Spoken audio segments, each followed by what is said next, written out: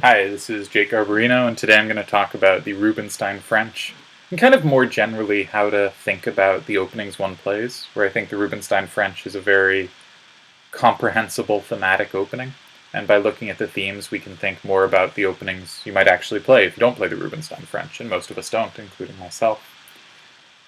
First of all, it's an opening you can get a lot. If white plays knight c3 or knight d2, either way, black's going to take on e4, and it's going to end up as a Rubinstein French. So one way to avoid the Rubinstein French is e5, another way is exd5. At the master level, as I think it says up here, I think you can see it, knight c3 and knight d2 combined are played about 83% of the time, so you get a lot of Rubinstein Frenches if you want them. In online databases, which is a better analogy for club level play, you're going to see a lot of e takes d5 and e5. So this is by no means a complete repertoire that we'll be discussing. But I think I want to start by discussing themes in the opening. So what's black trying to do? Well, the Rubinstein French starts with knight d7. And the big idea is to play knight f6. Now, and take back with the knight. Now, why do we want to do this? Well, if we look at our pawn structure, and we think about where we want our pieces, we're a little cramped. White is the d4 pawn, we have the e6 pawn. And being a little cramped, we should in general be thinking, maybe I want to trade off a set of minor pieces. Maybe I don't have quite enough space for all my pieces.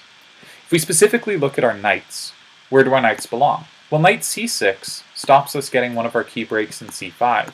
Knight a6 is a bit ridiculous. Knight t7 looks natural, and maybe it supports the c5 break later.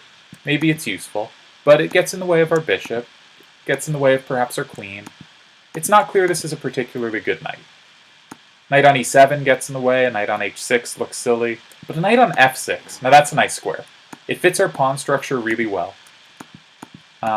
It's well defended, secure knight. It controls the key square in front of their pawn, making advances hard. Controls the e4 square, which is critical in a lot of lines. This is a very good knight. This knight on d7, not as good a knight. So black's really big idea here is we're just going to trade off one of our knights. We're going to trade for the e4 knight. There is one good square for our knights, so we will trade one and put the other on that square. And that's the core idea of the opening. So the first theme is simply black is cramped and wants to trade a pair of knights. And I think anytime you play a cramped opening, you should be thinking, what are the pieces I want to trade off? Another common one, in the French especially, because the French starts with this move e6, is the bishop on c8 is stuck in. The bishop on c8 is blocked. And oftentimes, not in this line of the French, but in other ones, black plays b6 and bishop a6 purely to trade it for the other bishop, because this bishop is the French bad piece. And then there are openings that are more open, but you still want to be thinking, which pairs of pieces being traded favors me, which favors them? And in the Rubinstein French, it's very clear. Our two knights, we have one good square for the knight. And we have two knights, so we're going to trade one of them off. And if knight f6, we can see we've gotten our traded knight, we control these key squares. And that's really the goal of what we're doing here. White can also play bishop d3, and an obvious idea is to trade on e4 and then play knight f6. Now I think here specifically, bishop g5 can be quite annoying. So I like to play c5 first, which is going to be our key break, which is going to be our second theme. But still, very quickly, we're going to take on e4, and we're going to play knight f6. If knight g3, white tries to avoid this break, white tries to avoid this exchange, and so we might think this is white's best move. It leaves us cramped, and we don't have good squares for both our knights. But in fact, if we compare this to a line in the Caro-Kann that's very analogous, that Karpov used to play a lot with knight d7, with the same idea of knight f6, here, knight g3 is quite a good move. Black will usually play e6 and c5. Now in our position with knight g3, we have already played e6, and we have not spent a turn on c6, so we can play c5 in one go, and we are an entire tempo ahead of a perfectly reasonable line for black in the Caro-Kann. Black can play c5 immediately, it is a good move. Another way of developing I quite like is b6, when play might continue something like this.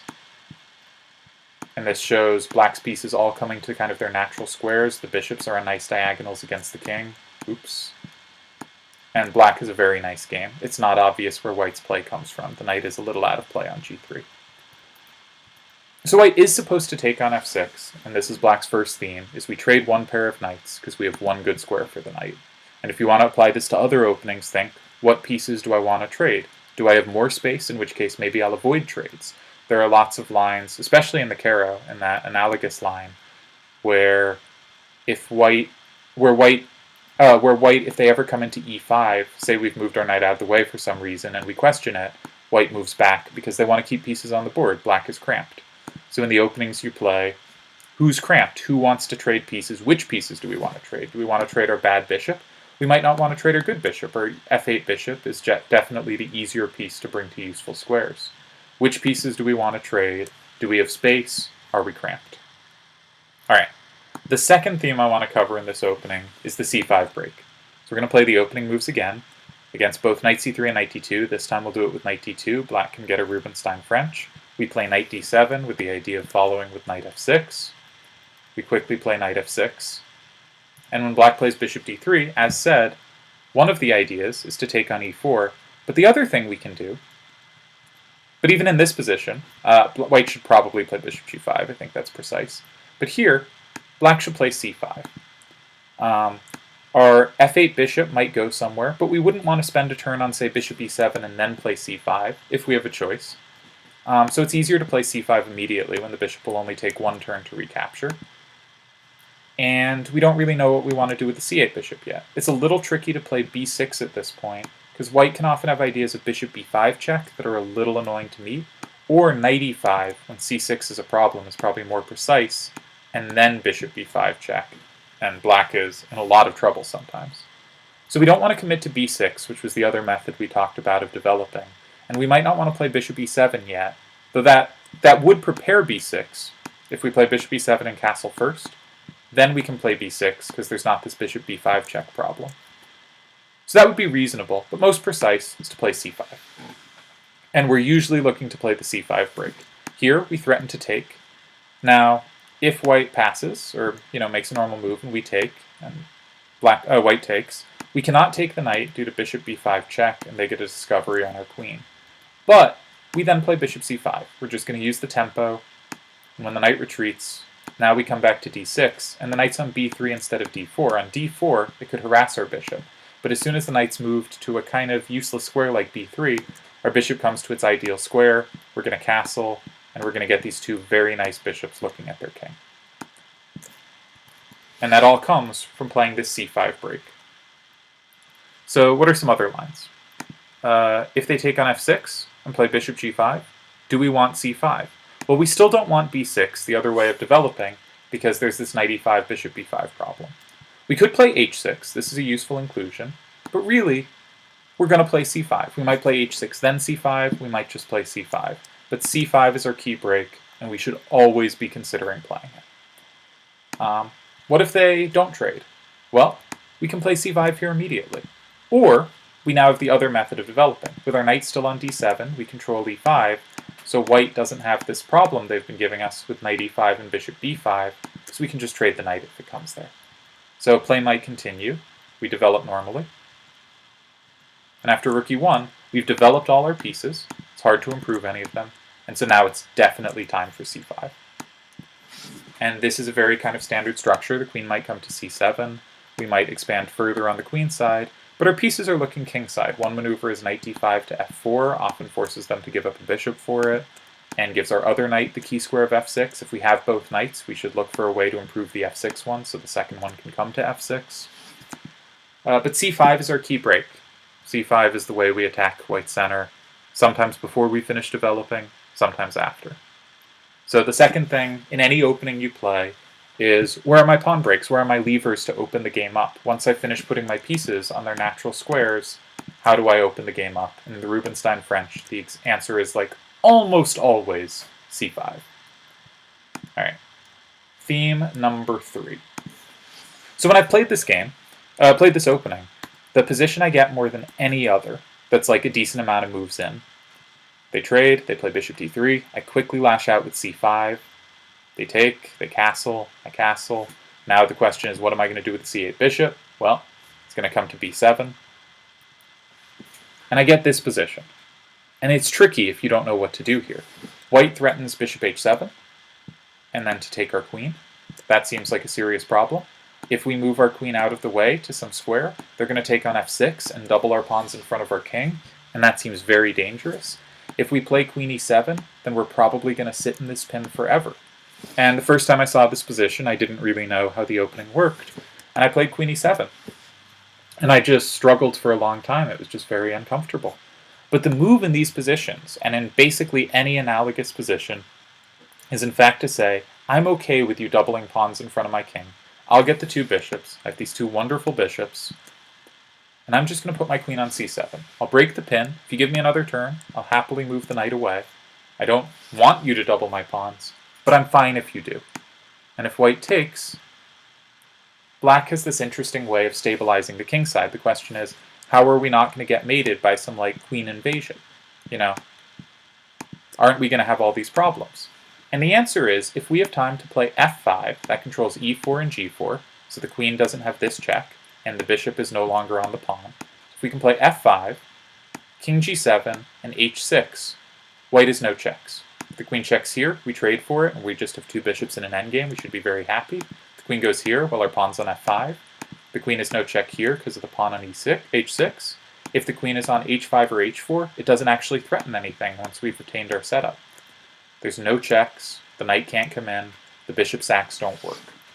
So we're really looking to play f5, king g7, and h6 in some order. Another thing we'd like to do is we'd like to contest the d-file, maybe bring our rooks to d8 and c8, and get some pressure on the queen side. So white doesn't really have a clear plan. If they play something like knight h4, we can play something like f5.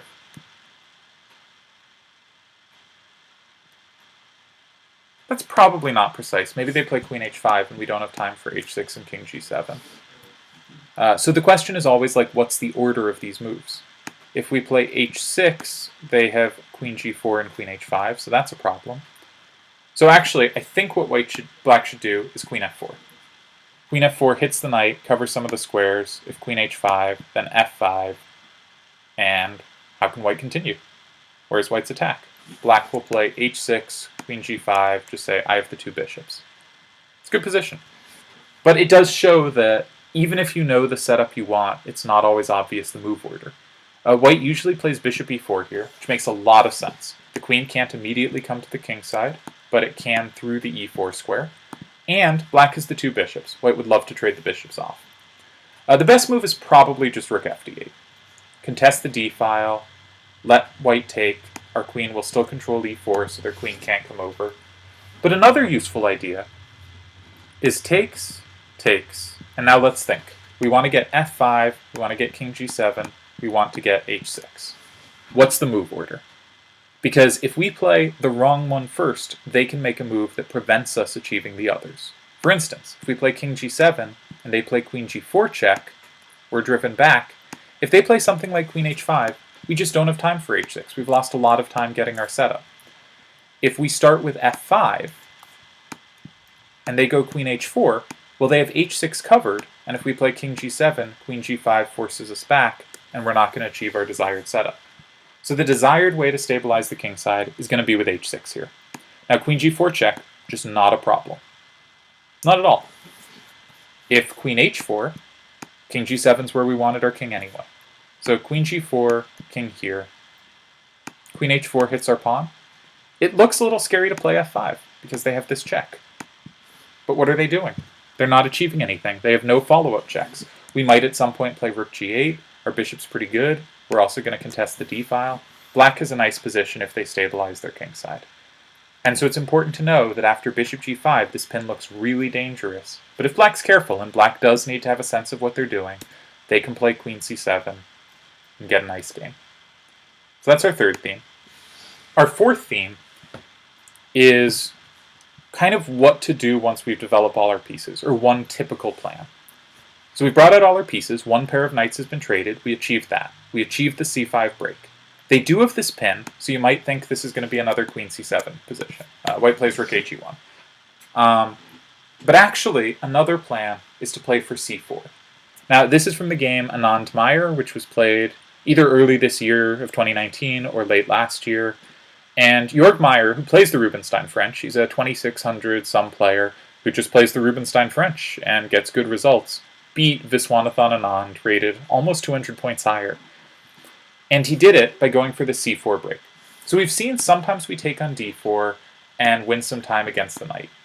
Here, that doesn't seem to do a lot. It'll open our queen up against the rook. It seems pretty dangerous. But another way is if we can push c4, and for some reason they can't take, we might be able to push c3, and if they play b3, we can start potentially sneaking in for mating nets.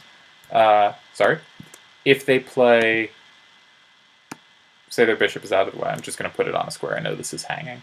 But if white plays c3, maybe black now has a hook to play against and they can open up files. c4 is a really nice attacking idea. But white has it defended twice. How can black achieve c4? Well, a move like bishop d5 might be met by c4 oneself, and suddenly black's not going to get much play. So Jörg Meyer found the really nice move, bishop takes f3, exclam. And the point is just to deflect one of the defenders away from c4. Maybe white should just try gf3 here to keep c4 under control. We might also think we're giving up the two bishops. But actually, much like in other Frenches, this light-squared bishop we should be quite willing to give up. We really wanted to trade one pair of knights, but if there's any other piece we want to trade off, it's our light-squared bishop. Now, here we might think, why is that so? We've already spent the turn b6 and bishop b7 to get it to a nice square. Why are we so willing to trade it off? Well, one reason is, when we get the c4 idea, and maybe get b5, b4 and open things up, we're going to be playing on the b file, and the bishop gets in the way there. So the bishop actually, while it might seem kind of out of the way and on a good diagonal, it's kind of in the way of our rook. Another thing is, it doesn't have great squares to attack from. d5 is often just driven away or quickly fought. e4 is just not attainable. The g2 pawn is not a pawn we want to win, because our king is going to be vulnerable. Often the most useful thing it can do is trade for that knight, and as we saw in a few lines previously, knight e5 can be a really good knight. So actually, pretty much any time we can find a reason to trade this bishop for the knight, we should do it. And Jörg Meyer found a great reason, which is c4. Anand played bishop b4, and Meyer first decided to deal with the pin, traded these. Anand decided to open the f-file, which makes sense, so Jörg Meyer reinforced the knight on f6, and now is just threatening c3, and the queen can come support on the dark squares. So Anand said, I have to stop it, and now we have a hook to play against. We can start pushing our pawns and opening files in front of their king. Now the rest of the game's pretty complicated. I mean, these are wonderful players, but moving quickly through it, we can see Jörg Meyer supports the b4 advance. f6 was hanging, which is why he took, now he grabs a pawn, and we get, a complicated game. Rook c5 is a really nice move, stopping the queen getting back to the defense. And plays b4 at a moment where, when it's taken, can either maybe push c3 or play rook b8. Can't play rook b8 immediately, because if rook b8, queen takes f7. So instead, first deflected the queen, then played rook b8, and now we see we're getting that b file play. We didn't want this bishop on b7. We traded it. Got to defend against queen takes f7, and he comes through on b2. Anand feels forced to trade queens, and cute finish where check, mate is threatened, and Anand resigned. So what did we see? We saw the c4 push threatens to play c3, and if white stops them by playing c3 themselves, black has this very clear plan of b5, b4, maybe supported by a5. In this game we saw it supported by a queen on d6.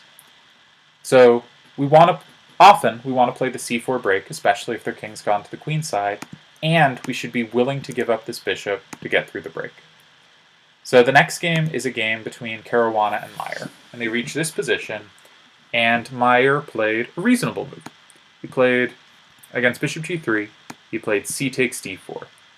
And his idea was to play rook c5, and then he played queen c8, and he got his queen off the file with the rook, and he had an okay position. He went on to lose.